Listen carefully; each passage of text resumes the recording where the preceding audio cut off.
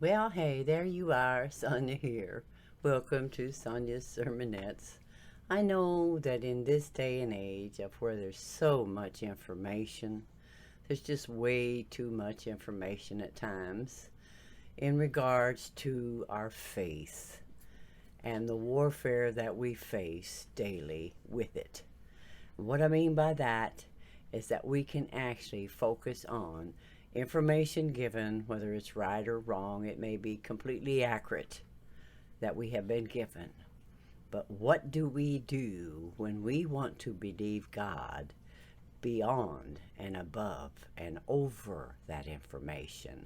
How do we achieve any kind of miracle, healing, directions, guidance, enlightenments, or instructions when we have been told there is no other way? There's no other solution. This is your only solution if you have any at all.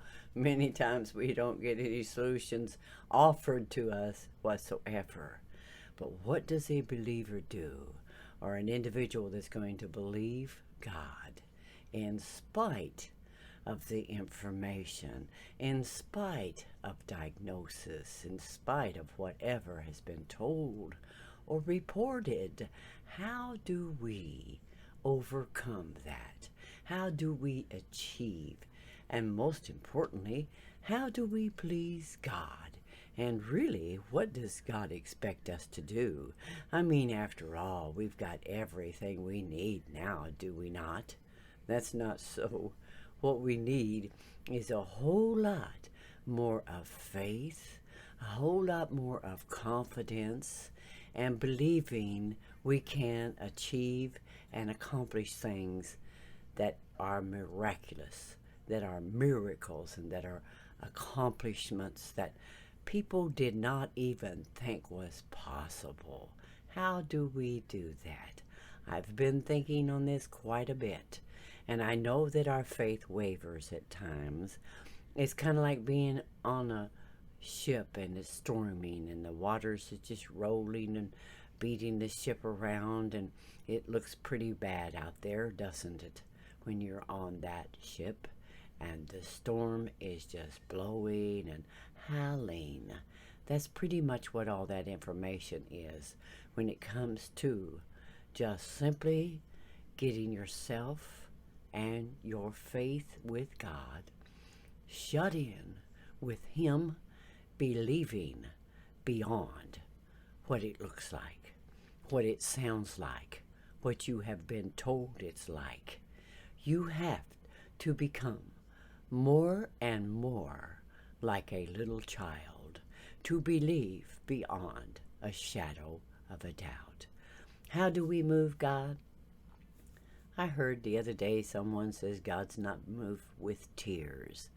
You know what moves God is for us to follow the instructions and the plan that He's given to us, that dare to believe, to be different, and to achieve and accomplish. What we have to do is without any kind of interruption, any kind of thoughts that, oh, that's not going to happen, and there's this negative information here and this negative report there. Believe it that God is above it all. And guess what? That He gave us that possibilities. He gave it to us. He provided it for us. He created us, created the earth, made the way, laid down the plan, and it is up to you and I to accept the fact that it is by faith, not by sight, not by information, but by faith we shall accomplish. Believe in God above it all. Radical faith. I'm believing God. And you may say, but Sonia, we've heard others say that they were believing God for miracles and they didn't achieve or get them. We're not talking about others right now. What we're talking about is you and I believing God beyond and above. believe that He's given us that power. The greatest power we could have is our faith excelling above and beyond, regardless. Believe God has given you that possibility that you could achieve and you could receive something that is just so far-fetched and so unlikely to have. The statistics are not for you, so you cannot go by statistics. You must go in a place with God.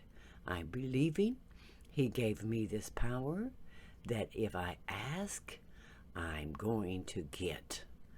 If I keep a knocking, the door will be open to me.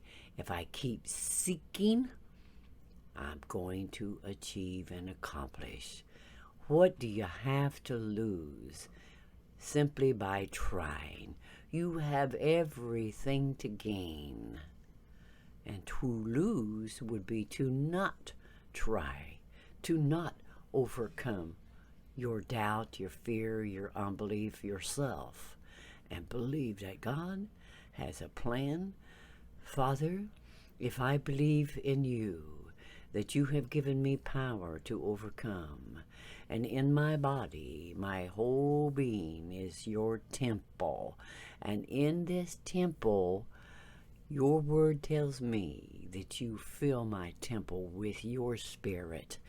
And if your spirit is in me, then everything within me should function perfectly, because you are a perfect God, perfect spirit, living right inside of you and I, wanting and waiting for us to just activate it.